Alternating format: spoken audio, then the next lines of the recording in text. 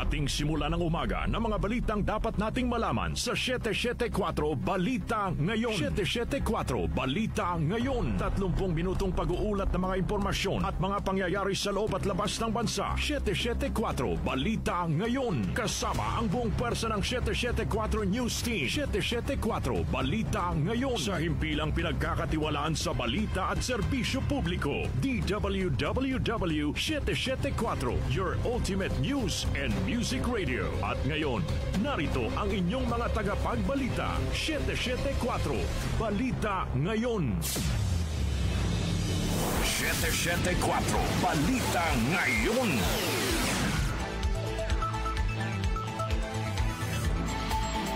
Magandang umaga, Luzon, Visayas at Mindanao. Ngayon po ay araw ng Miyerkules, November 26, 2025. Narito na ang 774 Balita Ngayon. 774 Balita Ngayon.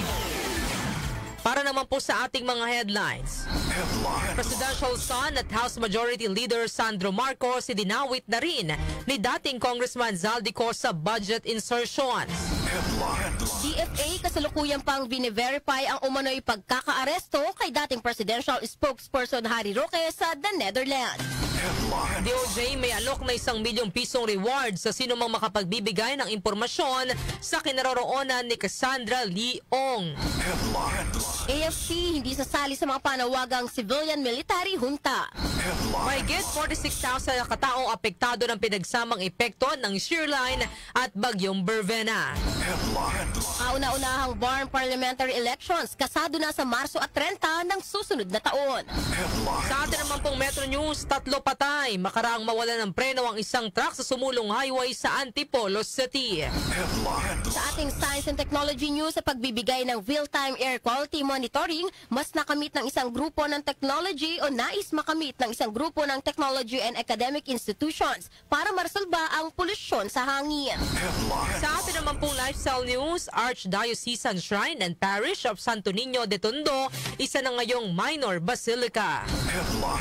Sa ating music trivia, kaarawan ngayon ang tinaguriang Queen of Rock and Roll na nagpasikat ng mga kantang River Deep, Mountain High at Proud Mary. Sino siya? Alamin.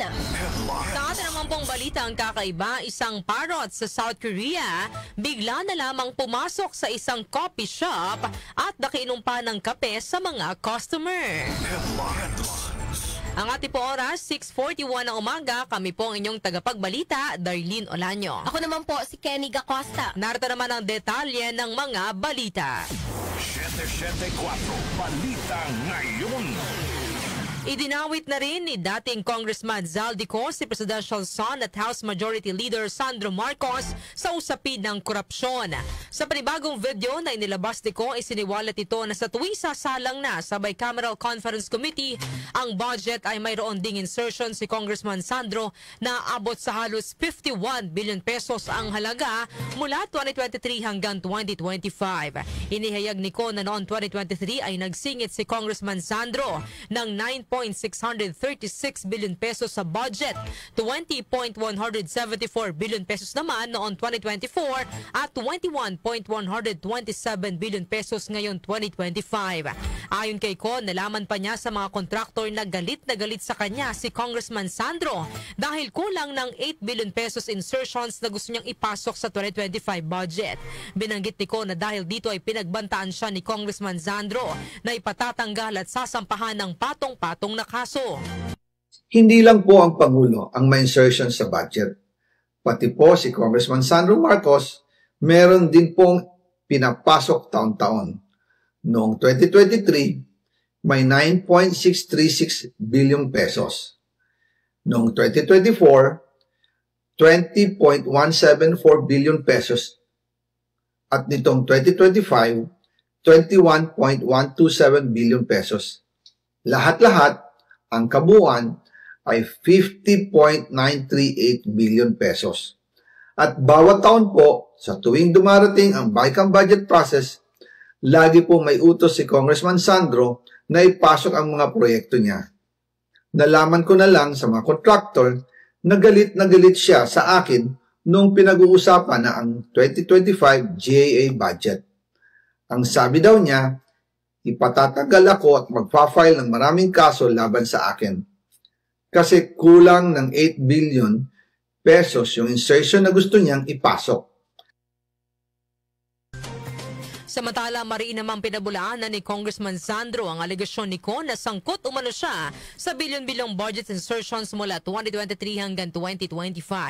Ayon kay Congressman Sandro, madali lang umupo sa harap ng kamera sa ibang bansa at magsinungaling. Hinihayag pa ng presidential son na walang kredibilidad si Ko at may sariling interes na guluhin ng gobyerno. Sinabi pa ni Congressman Sandro na gusto lang ni Ko na pabagsakin ang kasalukuyang administrasyon para maabsuelto siya sa kinakaharap na krimen. Samantala, mga alegasyon ni dating Congressman Zaldico at dating DPWH Undersecretary Roberto Bernardo pinapaimbestigahan sa Kamara. Grace Mariano sa detalye.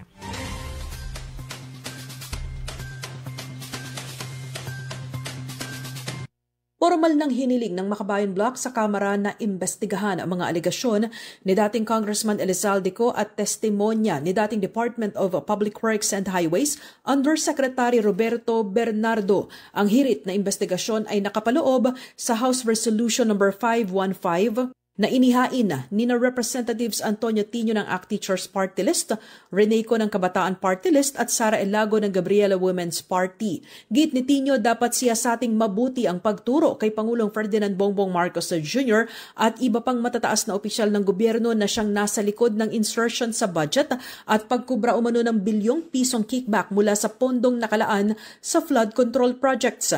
Nakakabahala para kay Tino na sa halip madaliin ang investigasyon ay mukhang pinagtatakpan na ang issue at maging sa Senate Blue Ribbon Committee ay tila may nangyayaring gatekeeping kung saan hindi na nito dinidinig ang mga paratang ni Bernardo. Ang mga aligasyong ito ay nagtuturo na mismo sa Malacanang at sa presidente mismo na may direktang papel sa insertions at kickback sa infrastructure projects. Kailangang itulak ang investigasyon, lalo pa at natutuntun na ang mga pinakamatas, President himself. Kaya lang, nababahala po tayo na sa halip na lalong madali ang isagawa ang investigasyon, sa halip na mag-imbestiga, ay tila pinagtatakpan na. Yan po si Representative Antonio Tino. Ito si Grace Mariano para sa DWWW 774, your ultimate music radio. Maraming salamat, Grace Mariano. 774 Balita Ngayon. Samantala, isa pang balita mula sa labas ng ating himpilan, kahon-kahong ebidensya sa 28 ghost flood control projects na isumiti na ng CIDG sa ICI. Angel Garcia sa report. Ipinasa na ng Philippine National Police Criminal Investigation and Detection Group sa Independent Commission for Infrastructure ang 75 kahon ng case folders, investigation reports at iba pang dokumento kaugnay ng mga 28 ghost flood control at related projects sa 7 rehiyon sa bansa. Kabilang dito ang mula sa Regions 1, 3, 5, 8, 9 NCR at Negros Island Region. Bagong turnover, personal pang sinuri ni Acting PNP Chief Police Lieutenant General Jose Melencio Nartates Jr. ang mga dokumento para matiyak na kumpleto at nakasunod sa lahat ng kahilingan ng ICI. Samantala, sinabi naman ni Acting CIDG Director Police Major General Robert Borico II ng 75 kahon ay tumutukoy lamang sa paunang 28 proyekto mula sa 7 rehiyon at nagpapatuloy pa ang grupo sa pagbuo ng dokumentasyon at investigasyon sa natitirang mga kahinahilalang proyekto sa iba't ibang panig ng bansa.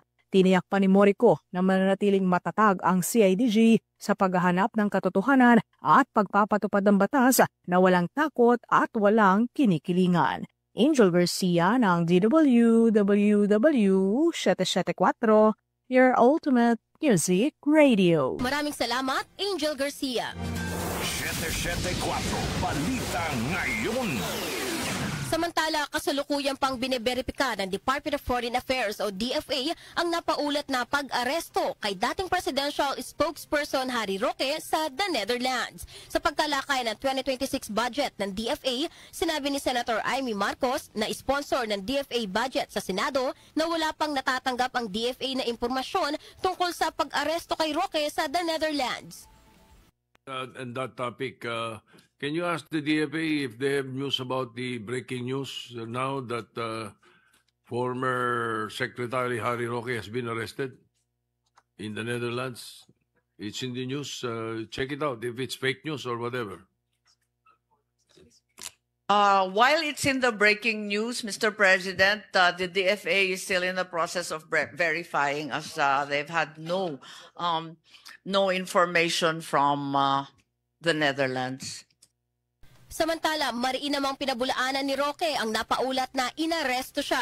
Nilinaw ni Roque na hindi siya inaresto, kundi voluntaryo siyang sumama sa mga pulis. Ipinaliwanag din niya na nakansela ang kanyang flight dahil sa 2 medical certificate na nagsasabing siya ay unfit to fly. Layon sana niyang tumungo sa Vienna, Austria upang mag-request ng asylum. 774 Balita Ngayon. May alok na 1 million pesos na pabuya ang Department of Justice o DOJ para sa sino mang makakapagturo sa kinaroroonan ni Cassandra Lee Ong na nahaharap ngayon sa kasong human trafficking. Si Ong ay kabilang sa sinintensyahan ng reklusyon perpetua ng trial court matapos mapatunayang nagkasala sa kasong human trafficking. Ayon kay DOJ Acting Secretary Frederick Vida, ibibigay ang pabuya sa sino mang makapagbibigay ng credible at tamang impormasyon na makakatulong sa pagkakaaresto kay Ong. Mayroon nang nilabas ang korte na whole departure order at kanselasyon ng kanyang pasaporte at mayroon na ring red notice na inilabas laban kay Ong.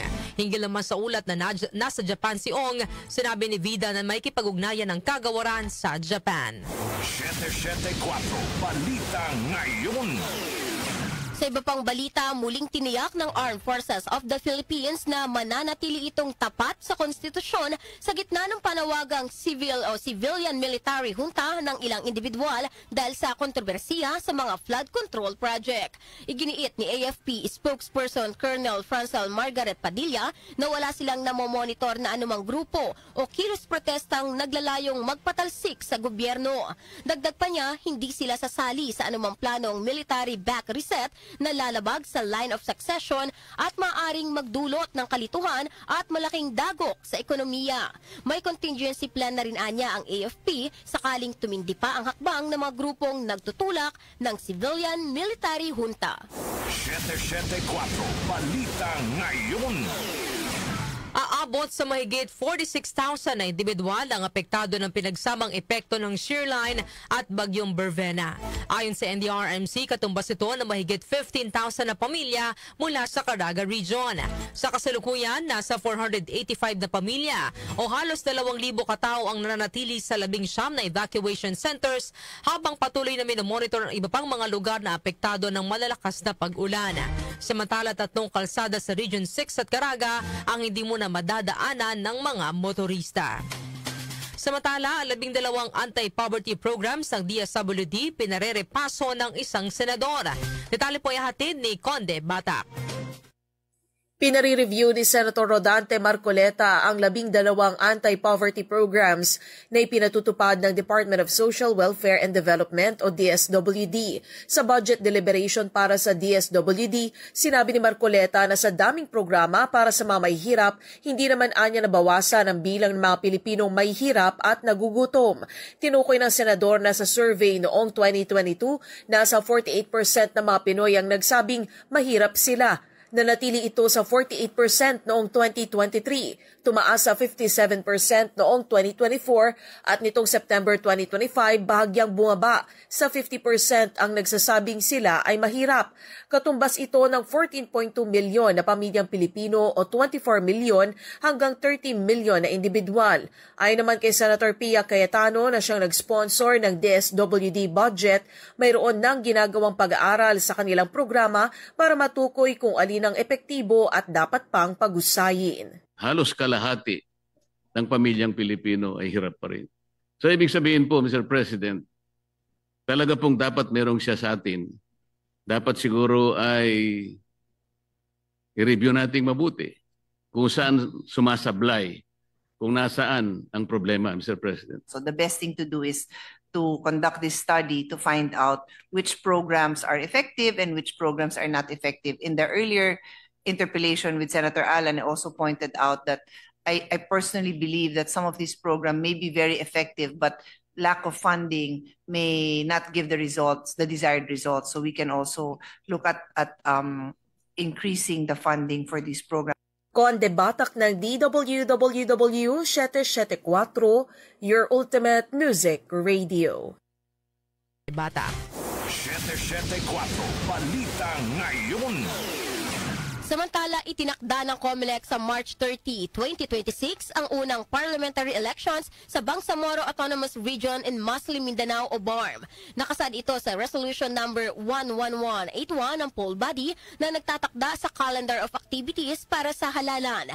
Nakasaad sa schedule na magsisimula ang election period o election period sa Enero 29 at magtatagal hanggang sa Abril 14. Isasagawa naman ang filing ng Certificates of Candidacy o COC mula Enero 5 hanggang 9, habang Pebrero 2 naman ang huling araw para sa paglabas ng opisyal na listahan ng mga kandidato.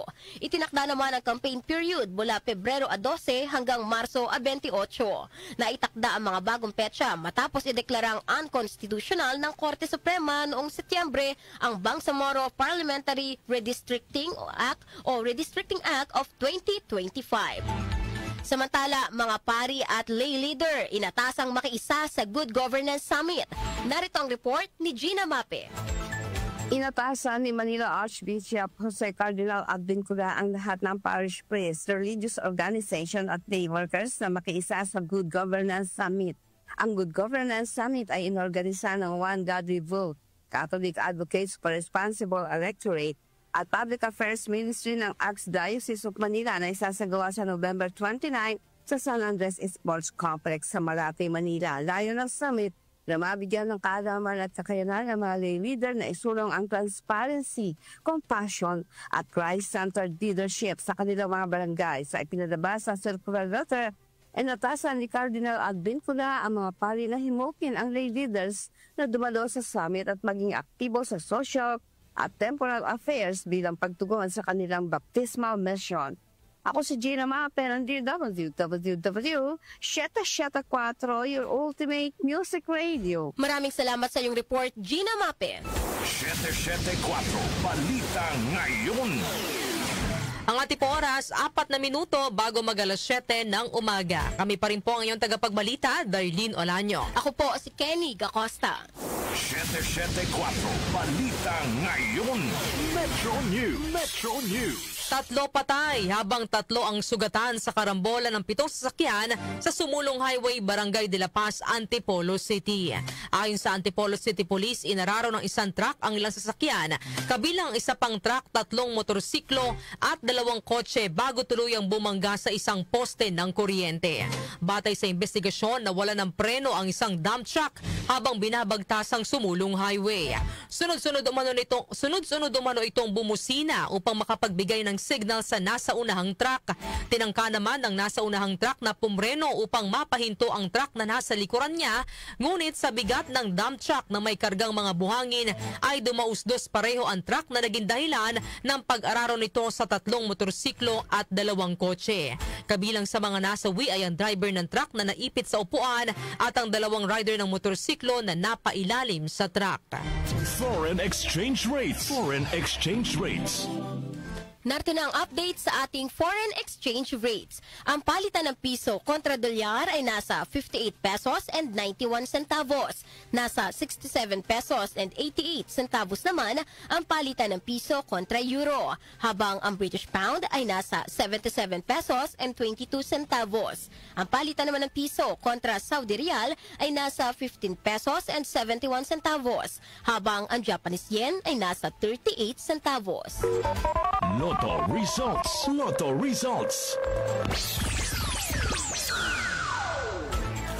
Update naman po tayo sa resulta ng Lotto. Iatid po sa atin ni Jonah Bakiran. Jonah.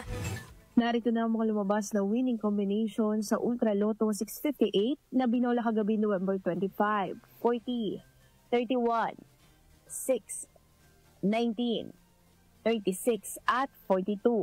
May papremyo naman ito na 142,401,985 pesos. Ang bola naman sa Super Lotto 649 ay ang 27, 18, 13, 7, 16 at 49, kung saan naabot sa 20,142,114 pesos and 20 centavos ang jackpot prize.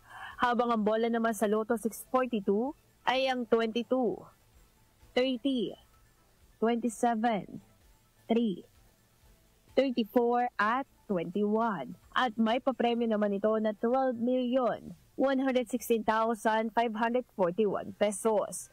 Kapwa naman walang nanalo sa mga nasabing bola. Ako po si John Bakira na nagsasabing, wag lang umasa sa bola, tumayas sa buhay para makajackpot ka ng tagumpay. Maraming salamat, John Bakiran. Science and Technology. Science and Technology. Para naman sa ating Science and Technology News, pagbibigay ng real-time air quality monitoring, nais makamit ng isang grupo ng technology and academic institutions para maresolba ang polusyon sa hangin. Detalye ihatid sa atin ni Rose May Miranda.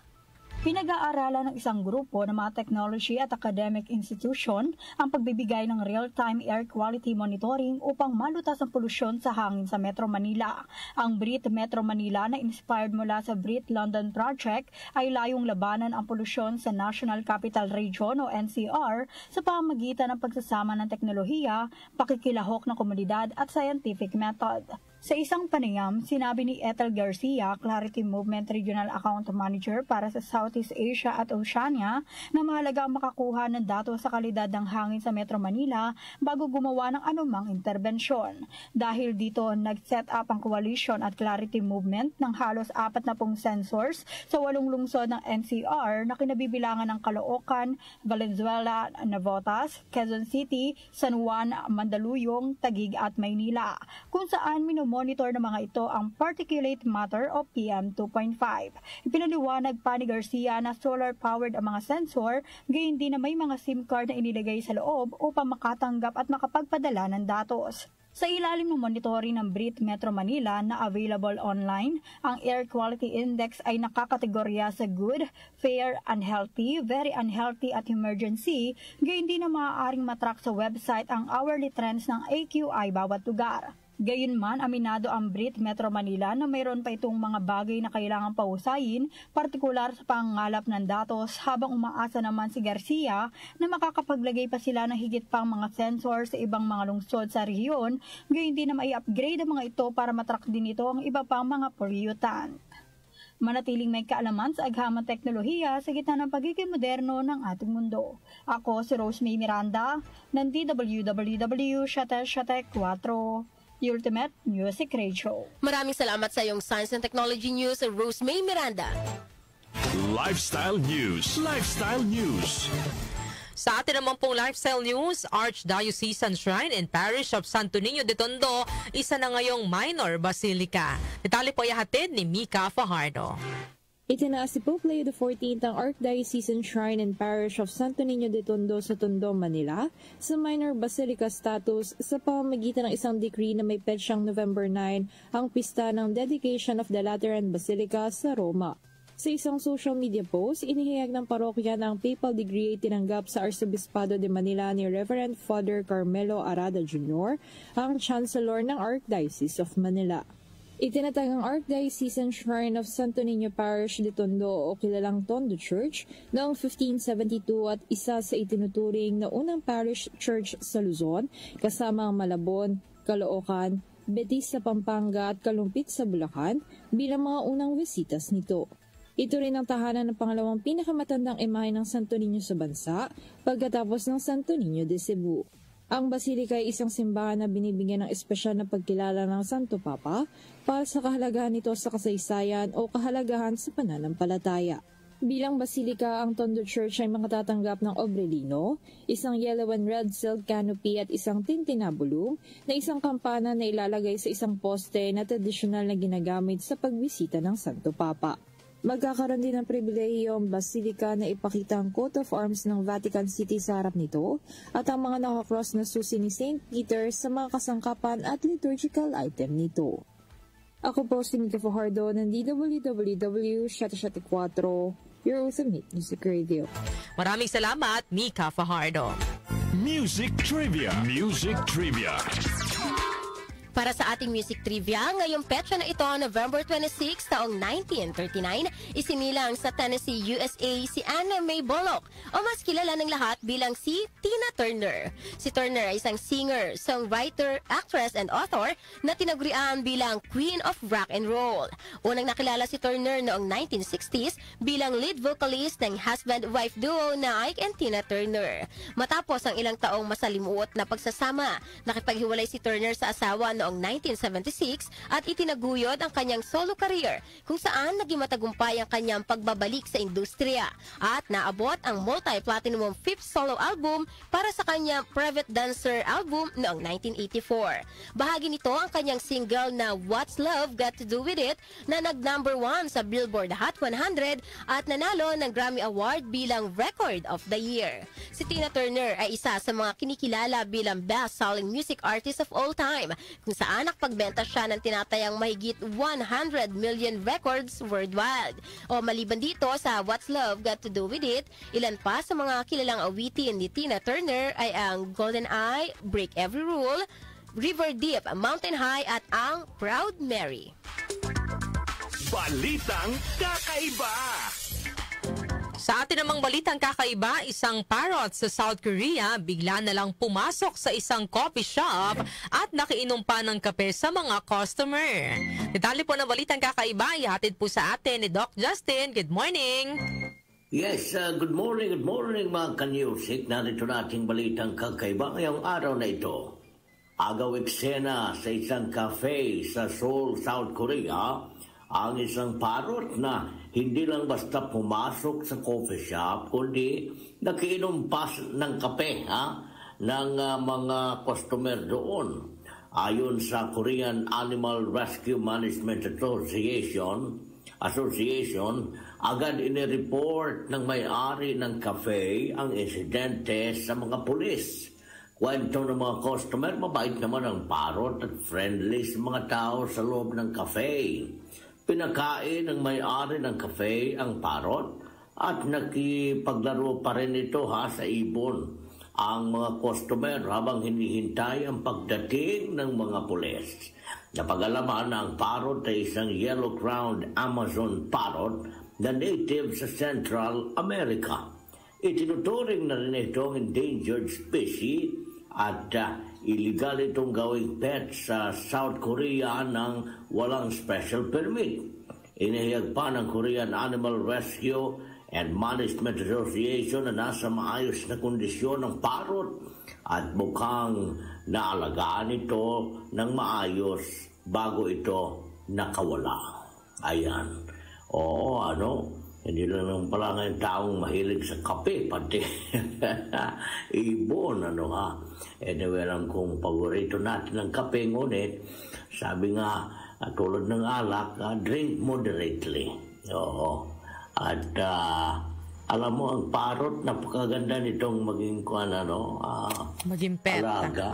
Pero yun nga, kung endangered species na ay talagang illegal na itong maging pet. Okay? Oo. Sige. Mga kanyosik, yan ang ating balitang kakaiba ngayong araw na ito. Ako si Doc Justin. Just out na ako. Thank you. Maraming salamat, Doc Justin, para po sa ating balitang kakaiba. Bago tayo magtapos sa ating balitaan, ito muna ang ating katanungan at bibigyan po natin ng opinyon ngayong umaga po ng Wednesday. Panahon na bang pag-isahin ang lahat ng ayuda ng gobyerno at dapat bang ipagbawal ang politiko sa mga ayuda ng pamahalaan? Ayan po ang ating himay-himayin sa ating pong talakayan ngayong Wednesday morning. Para po sa mga gusto nang magbigay ng kanilang opinion, ito pong ating text line 0929-321-8738 at maaari din po kayong mag-iwan ng inyong komento sa ating Facebook Live at sa ating YouTube channel. Inyo pong narinig ang mga may init na balita ngayong araw po ng Miyerkules, November 26, 2025. Kami po ang inyong tagapagbalita, Darlene Olanyo. Ako naman po si Kenny Gacosta. Napasa inyo ang 774 Balita Ngayon. 774 Balita Ngayon.